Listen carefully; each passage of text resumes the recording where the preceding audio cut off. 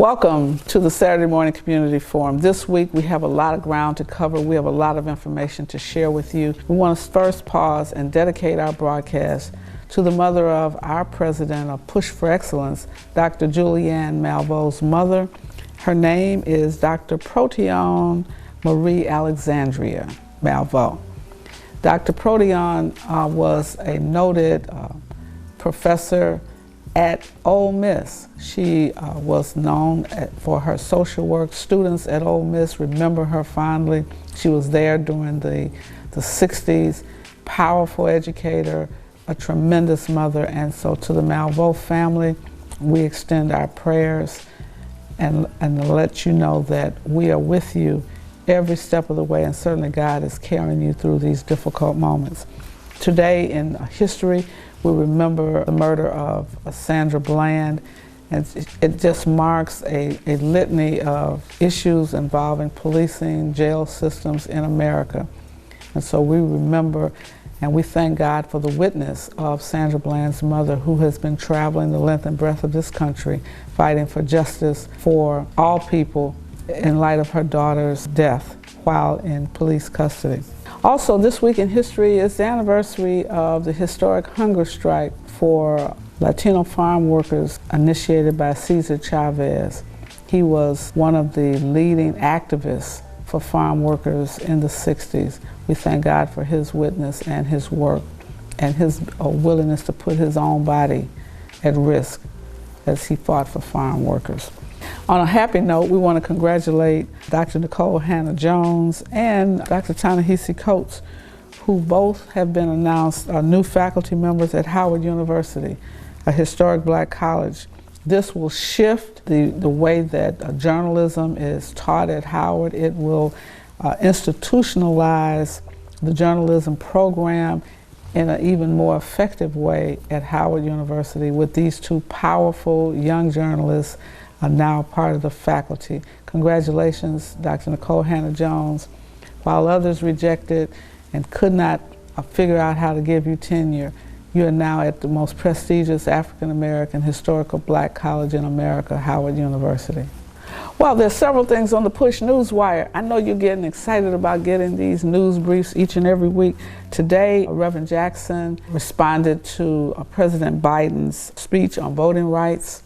And we want you to know that Reverend Jackson basically said the passion that President Biden expressed about the voting rights is wonderful, but passion without a process, without active participation in engaging the Senate and ending the filibuster is an insufficient response to the denial of voting rights, the states' rights agenda that is moving across the country. So we're going to give you excerpts from our press conference on that.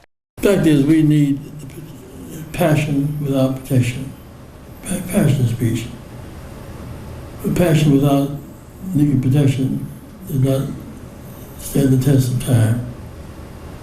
John Lewis said that we worked in the 65 Voting Rights Act, pretty clear before you move into districts. The Family Act is much further, same-day registration, prohibiting any movement that stop people having access to voting. We need protection. Under the law, we're not getting it, and that's what the rub is. He didn't address the issue of the filibuster. You cannot depend upon this Senate 60 votes for anything. He must tackle head on the filibuster and the constitutional right to vote. That's really some sort of it, really.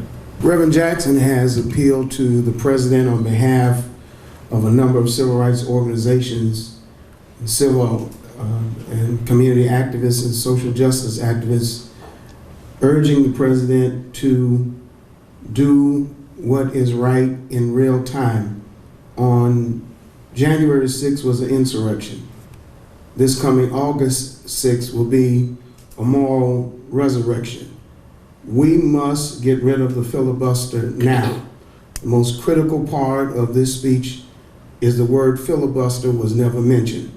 The work of Reverend Jackson and John Lewis is still alive and still well. The For the People's Act is the most comprehensive measure of legislation that will overturn nearly 400 pieces of state legislation in over 40 states that is designed to suppress and to silence the voice of 75 million people who are responsible for Joe Biden, Kamala Harris, Chuck Schumer, and Nancy Pelosi. We have the majority.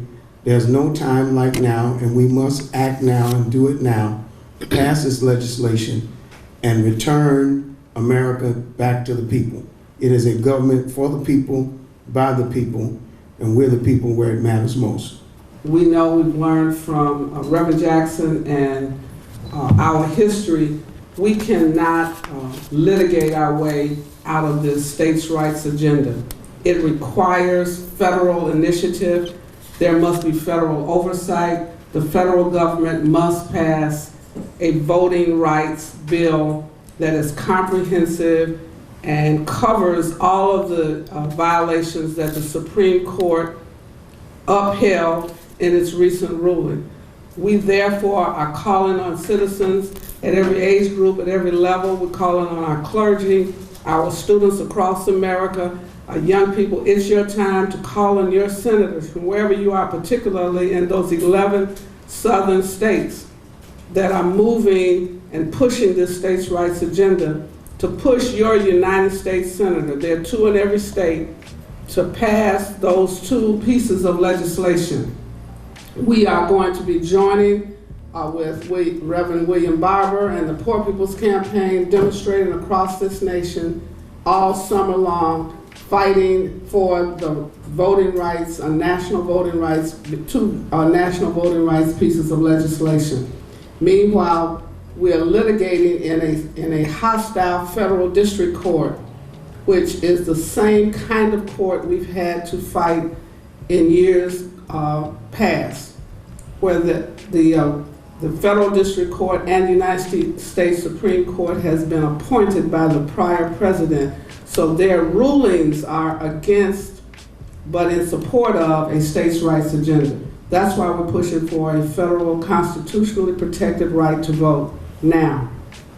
We're supporting Representative Clyburn's call for an end to the filibuster. Just so you know, the filibuster is nothing legal about it.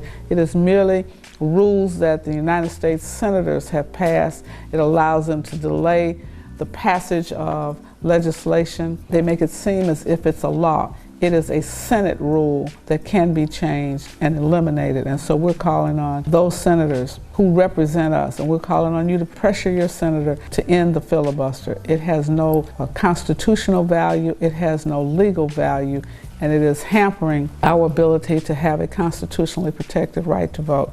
Today we want to congratulate and thank Randi Weingarten, the head of the American Federation of Teachers, and her stance on teaching race history, teaching American history that is inclusive of all races and all cultures, of those who have made America the country that it is, who have given their blood, sweat, and tears to build America. And so we thank Randi Weingarten for saying that all of the history of America should be included in U.S. history, and not just those portions that represent, in many ways, the Confederate ideology. We must move beyond states' rights to human rights. We must move beyond the idea that one state and one group of people can decide on the fate of all of the people. We are the United States of America.